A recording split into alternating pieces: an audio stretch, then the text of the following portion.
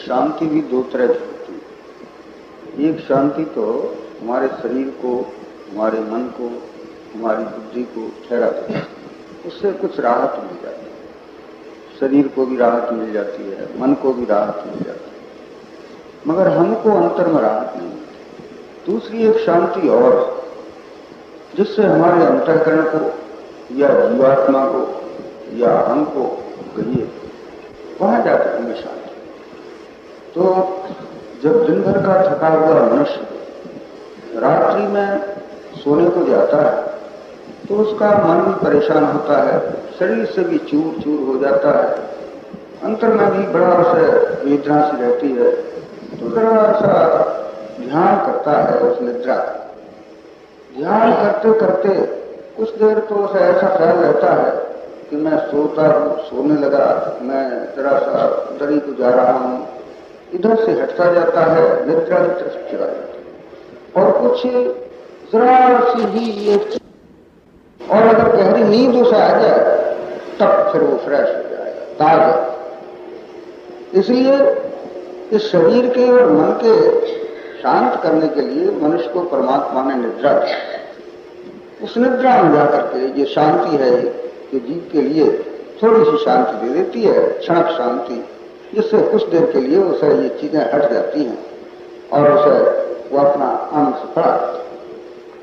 वो चीजें उससे ऐसे ही छूट जाती हैं जैसे कि कोई छोटा बच्चा हाथ में नोट ले लिया है या कुछ ले लिया है, माता उसे छीनना चाहती है, वो रोता है, लेकिन कोई बच्चा सो जाता है तो उसे छोड़ देता है, उसके हाथ से वो खुल जाता है, उसे बिल्कुल दुख नहीं देता। इसी तरह से इस सुषुप्ति अवस्था में हम जो भी चीजें हमने पकड़ रखी हैं, जिन चीजों में हम ऐसे लगे हुए हैं कि जरा सी देर के लिए भी हमसे नहीं अलग होती, भगवान की कृपा इतनी अच्छी है कि उन्होंने वहां जाकर के उस बच्चे की तरह से सारी चीजें हमारे हाथ में छूट जाती, हमारे मन से भी छूट जाती, और उतनी देर के लिए मन भी हल्का हो जाता है, उसका बोझ चला जाता है, हमारा शरीर भी शांत हो जाता है एकदम, न मालूम उसमें कितने समय हम रहते। यह भी एक विचित्र बात है, उसको हम ठीक तरह से जान नहीं सकते।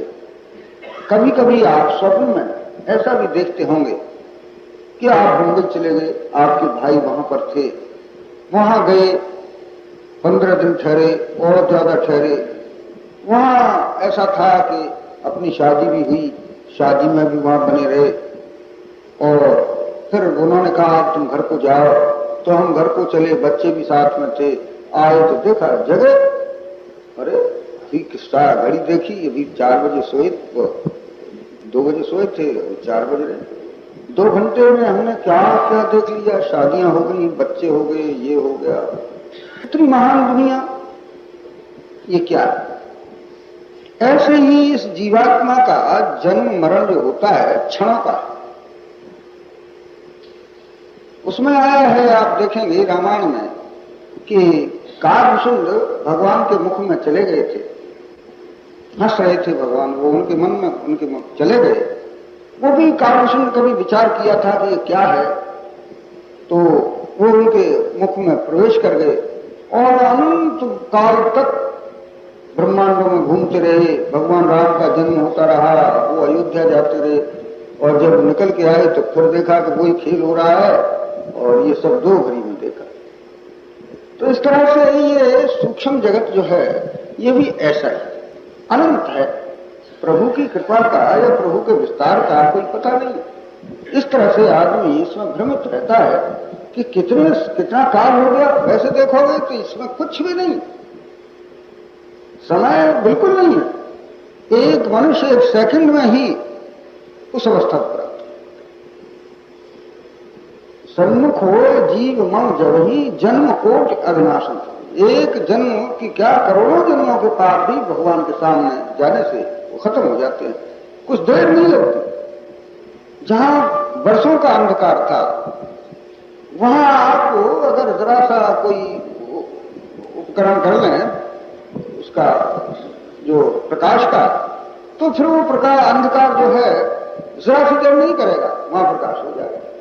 जो उसमें 50 वर्ष से जिस मकान में अंधेरा था, अब उसे जाने में एक क्षण नहीं, वही प्रकाश बन जाता है। ऐसे ही ये जब ज्ञान मनुष्य को प्राप्त होता है तो उसमें कुछ भी देर नहीं।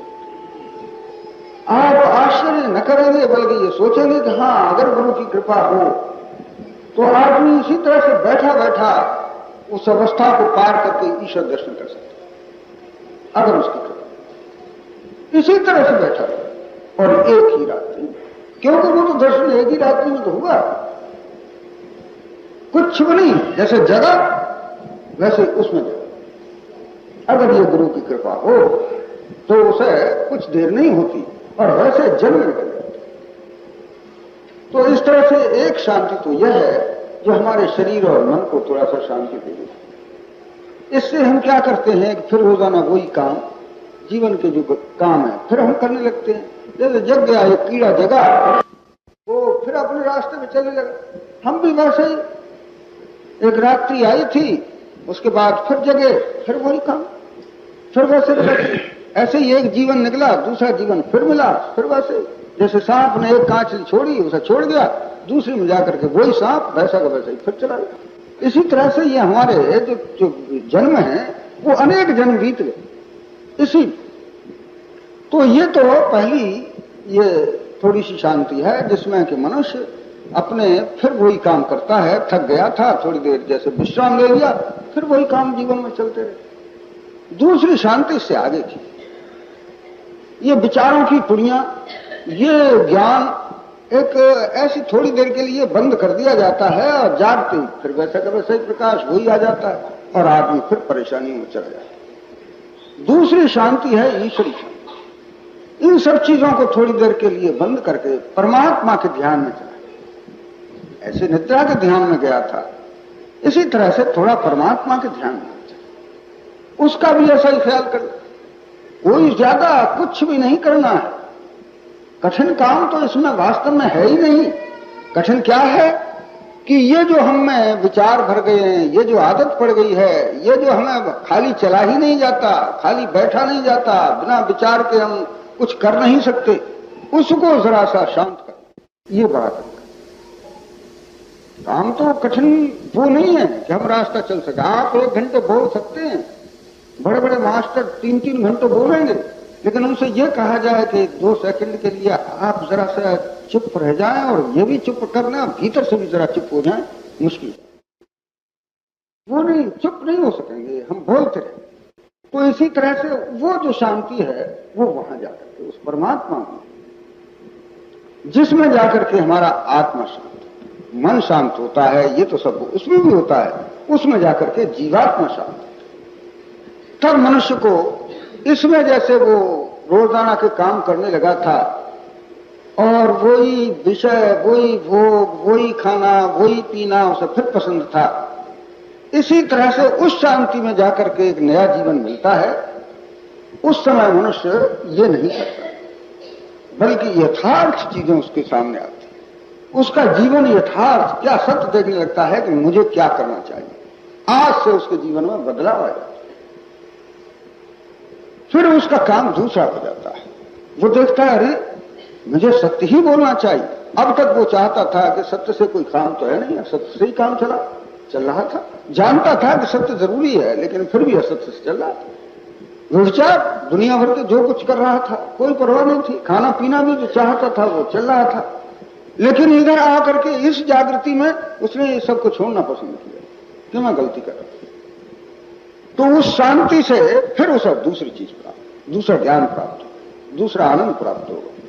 ये जो नीचे का हिस्सा है, संसार के 3 भाग करके देखे तो जैसे नीचे का हिस्सा है भूलोक है, इधर का सब है, और उससे ऊपर स्वर्गलोक तक है, लेकिन उससे भी जाके जो आत्मलोक है उसमें जाकर के वो प्रकाश में पहुंचता है, वहां का ज्ञान उसे प्राप्त होता है। इन लोगों से वो ऊपर निकल जाता है, उस परमात्मा के लोक में पहुंचता है। तो जैसे आप देखिए उसमें और इसमें बड़ा अंतर पड़ जाता है। एक बार एक राजा को दूसरे राजा ने परास्त कर लिया, वो परास्त करके उसको गिरफ्तार कर लाया, मंत्री से कहा कि इसको खत्म करा दो। वो जो राजा था जिसको परास्त किया था, अय्याशी था, बड़े उसमें विषयों में फंसा रहता था पीता खाता, इसी तरह से वो अपने इनमें ज्यादा था, उसे परास्त करने में कोई देर भी नहीं लगी। तो राजा ने कहा कि ये बड़ा गलत आदमी है, इसको तो खत्म ही कर देना चाहिए। मंत्री ने कहा नहीं महाराज जी, हम सलाह देते थे मारो मत। क्या करोगे कि इसको सारे सुख और दो। ये खाता पीता था, नाच रंग देखता था, और भी बढ़िया से बढ़िया इसके सामने रखो, खूब खाए, खूब पिए, खूब अच्छा नाच तमाशे देखे, मगर शाम को से सोने मत दो। राजा ने कहा बात तो ठीक है।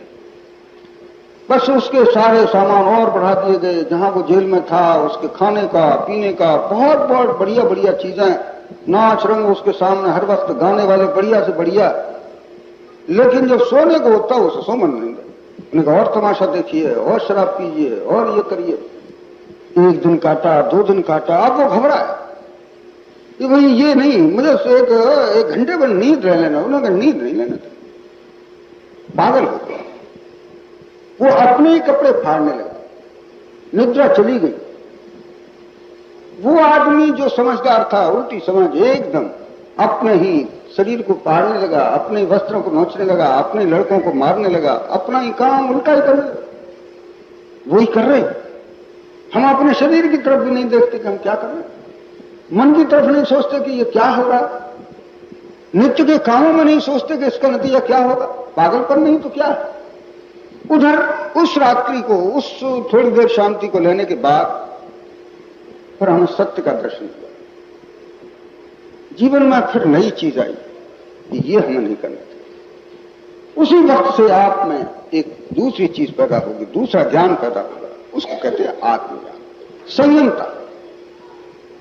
उसको अब वो जो चीजें थी उससे समझा कि नहीं ये तो गलत थी, उससे मैंने अपना ही हानि की, सारे दुखों को मैंने अपने ही आप मोल लिया।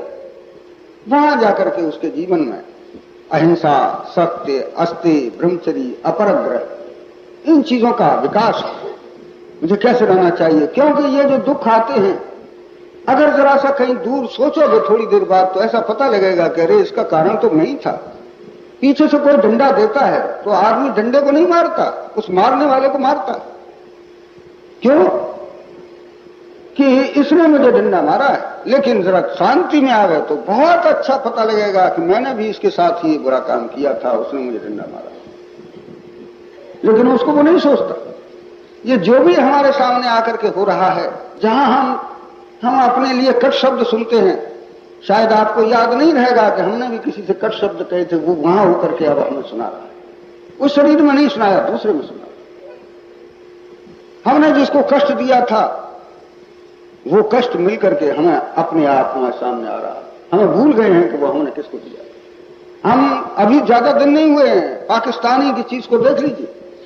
पूर्वी पाकिस्तान ने जो कुछ किया था, उन्हीं के आदमियों ने ऐसा बदला दिया कि उसको देख के चकित हो। कुछ दिन, ज्यादा दिन भी नहीं लगे, वो अत्याचार जो उसने किए थे उसके सामने आकर के फिर वैसे उसी रूप में आ।